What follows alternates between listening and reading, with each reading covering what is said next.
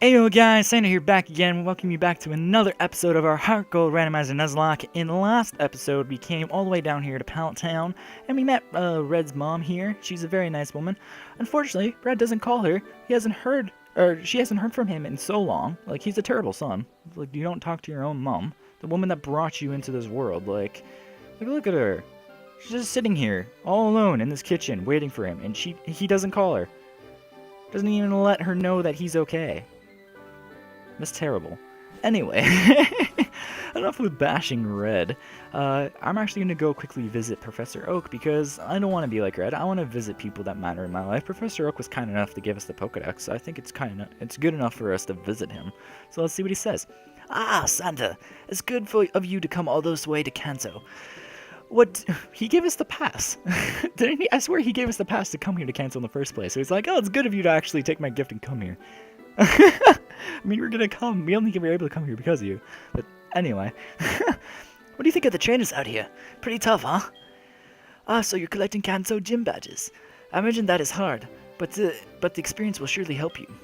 Come to see me when you got them all. I have a gift for you. Keep it up, Sander. So how's your Pokedex coming along? I mean, I'm collecting badges more than I'm collecting mons. I mean, we have 2 boxes of Pokemon and stuff, but like, yeah, it's not that great. It's not that great, Oak. You don't need some Pokedex. I know it's not completed. I don't want to disappoint you. But yeah, I know that we didn't get our first encounter here in Pallet Town, so we might as well do that. Might as well. And we'll see what we get. We'll see what we get, and it is a Voltorb. Okay, I'm alright with that. I am fine with that. What could we get? What could we get out of this? We could get an Electrode eventually. I'm just gonna paralyze it, and then we're gonna go for some type of ball. And see how that goes. What is it gonna go? It's going for a light screen. That's fine. That is fine. I'm gonna go for the Ultra Ball right now. Hopefully that works out well. I'm gonna speed that up actually, because we want to keep things nice and concise in today's episode. And we did catch the Voltorb, and I'm gonna call it Ballin, after Game Boy Luke's nickname for Electrodes and Voltorbs. Ballin. There we go. And there we go. We got Ballin going to the PC. And now we're on Route 21. I think we'll get another encounter. Sure. No, I guess we didn't get one yet, so we might as well do this battle. Let's do this battle with this swimmer chick. And Scribe Joe. I mean, it could be short for Josephine, something like that. But anyway, she's got a Cyndaquil. Bye-bye, Cyndaquil. Voltor's level 56. So I'm going to swap out then and let someone else get some experience. Let's go to Abadango for that powerful crunch on this Mr. Mime. And I went for Ice Fang. It still worked, but went for the wrong move. Went for the wrong move. We'll swap out Vulture, because Vulture's gotten to 56. Let's get Joy in here. Let's let Joy get some experience. Let's battle this man. Let's battle this fisherman. Nope, Artist Jasmine, my bad. My apologies. You are not what I expected. So let's go for that surf. There we go. Barboach is gone. Artist Jasmine, thank you for the battle. And let's hop back in this water real quick. Actually, we'll be on Joy, oddly enough. That's so weird, thinking that we're actually riding Joy when we're using Surf. It's weird.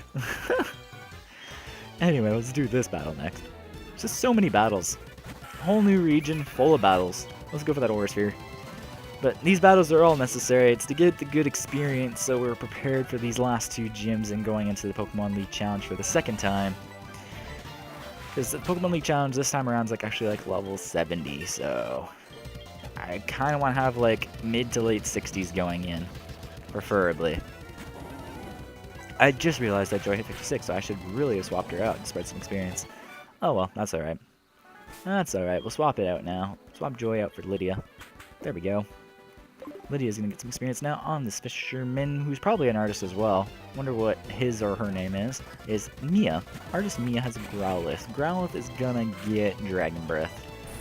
And bing boom, bye-bye Growlithe, and Medicham. We're just gonna do the same treatment, Dragon Breath, and bye-bye Medicham, and Spinda.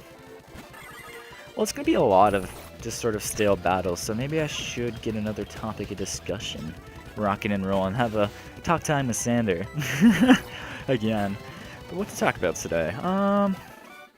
Maybe I could just talk about YouTube in general. Just YouTube in general. I think that'd be a good topic. Because, like, YouTube is a great place. Let's be honest. Like, there's so many different kinds of content out there that, like, there's something for everyone. And you're actually supporting. It feels like you're supporting someone directly, because you are.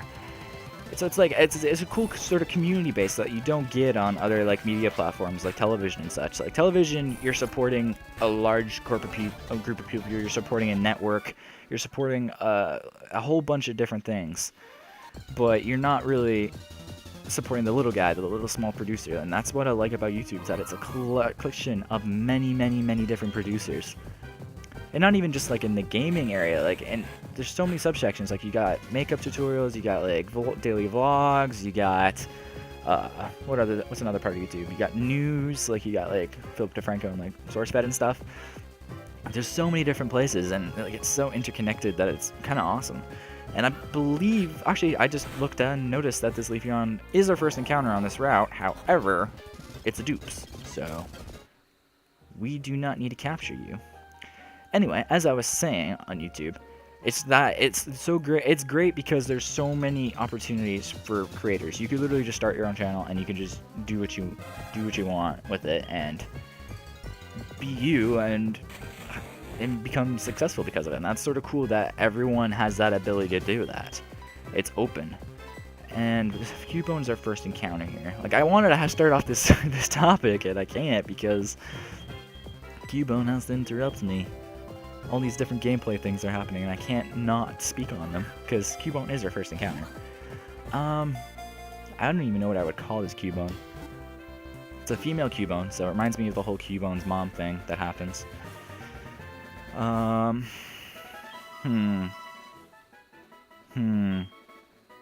What's a call? What's a call this Cubone? I'm trying to think. Cubone's known as a lonely Pokemon. I'm trying to think of something really cool and like deep and poetic based off its dark history. I don't know.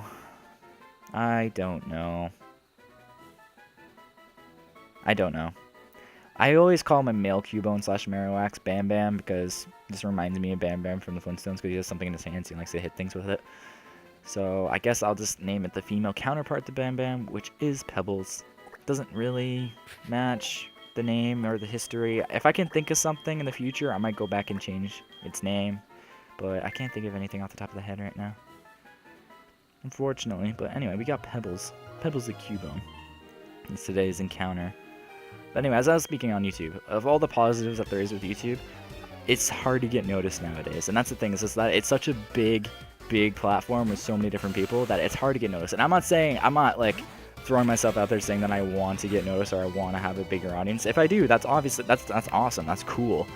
But it's, and because like I do this as a hobby anyway, so like don't think for a second that I'm ranting on that aspect, but I just feel bad because there's so many people that are out there in the community that I've seen, like smaller tubers, who post some great stuff and have very small audiences when they put so much work into their videos.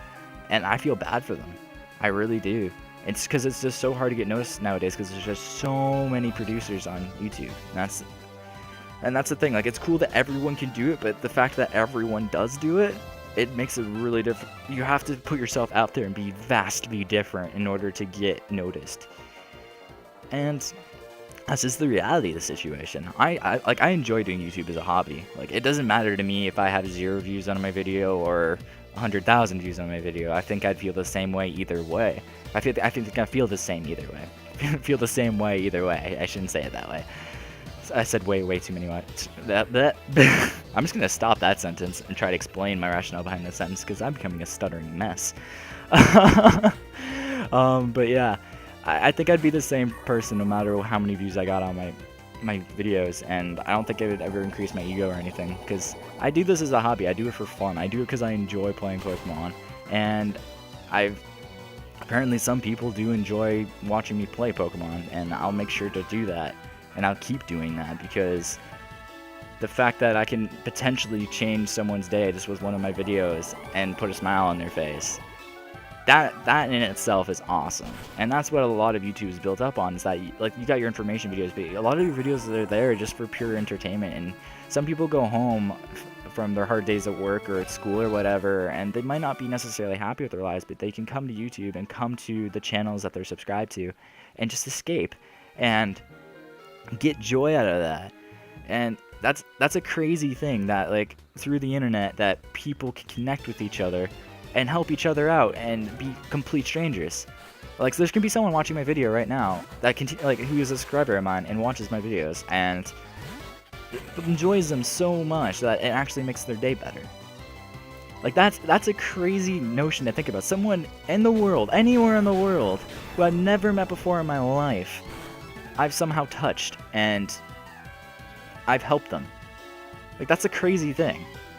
Like, I know certain YouTubers who have done that for me in the past. Like, high school, a lot of those years back then, like, especially in the first 2 years, like 9th and 10th grade, I didn't have a lot of identity within myself. I didn't really know who I was at the time, and I was very shy, very quiet, very antisocial, and I was really reserved. So I would just sit through my classes, come home, and then I would allow myself to be me, and I did that and lived through a lot of people's videos. Which is weird to say, but I like living through someone else's videos, through someone else's experiences, but you really do. It's a weird thing when you try to explain to people, especially within the gaming community. So you play video games and people watch you. Why wouldn't they just play the game themselves, sort of argument? And it's like, because you get to live vicariously through another person as they encounter certain situations, as they react to different things. And we just got damn it, Malfoy! I was in the middle of some cool commentary. Really? You had to... This is why me and Malfoy are rivals. Like, this is the reason. This is the reason. He interrupts me. He delays me. And annoys me. Just to mess with the sprites and stuff for no reason. And it's so unnecessary. So unnecessary. Like, come on, Malfoy. Give me a break. Where the hell was I in my little speech before Malfoy had to ruin it? Just the fact that through the internet and through YouTube that you're able to connect with people. And it's weird because, like, you can watch a lot of different content channels and you can almost consider them friends, really. The fact, because you know so much about them, you know how they react to different scenarios, that you've watched so much of them in themselves that it's like you know them. But in the reality, we're still strangers in the end of the day. Like, there's some of my subscribers that I have no idea who they are. And that's kind of cool, but at the same time, it's weird because, like, there's people I don't know who sort of know me. It's a weird thought to have, that there's people out there in the world that know me, but I know nothing about them. Like, that's very strange and sort of like surreal to me. Like, so much so. I think that's something that a lot of people that do YouTube videos can feel. And really, we're invisible now. What? Twice this episode now, Malfoy. Twice this episode. Our first encounter in Cinnabar Island's a Bonsly. It's a Bonsly. I'm gonna go for the headbutt. It should take that. There you go. We didn't even see the animation for Rock Tomb. That is weird. But I'm gonna catch this Bonsly real quick. I'm gonna call it Brock, because Brock had a Bonsly. And yeah, his name's Brock. Brock the Bonsly and or Sudowoodo. There we go. And then we're blind again. Like, Malfoy, why do you gotta do this to me, man? It's so annoying. Like,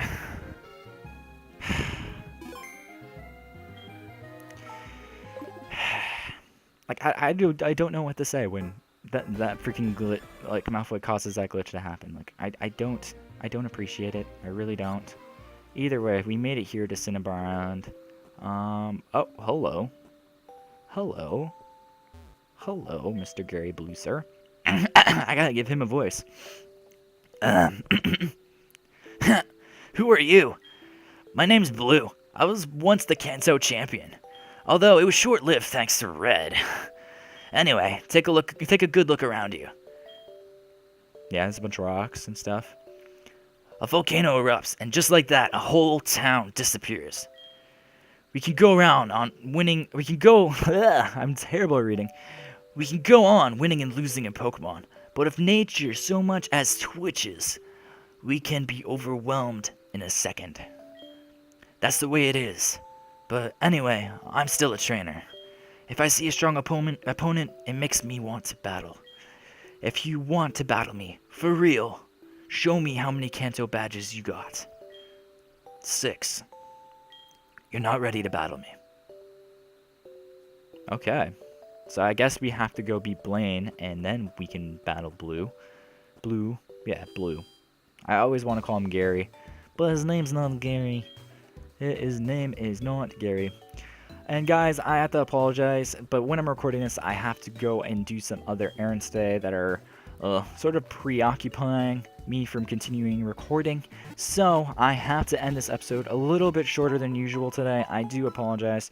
However, next episode, to make up for it, I will try to do a bit of a longer episode. I'll probably stretch it out to 25 minutes. And I will probably be able to get both Blaine and Blue's battle done in the same episode. That's what I'm aiming to do. But until then, guys, I'm going to have to cut things short here. So if you did enjoy the video and watch to this point, be sure to show your support by clicking that like button down below. And if you're feeling a little fresh and you're new here, please click that subscribe button down below for more content from me. Because, of course, guys, all support is greatly appreciated. Also, hopefully this video just made you smile today, guys. And if it didn't, hopefully just helped you contain a little bit of your sanity. I thought I was going to say something else there, like it hasn't been a stable outro for a while, but I don't know, my mind just sort of trailed off. Anyway, guys, I want to thank you once again for checking out the video. I'm Sander, and I'm out of here, guys. See ya! Bye!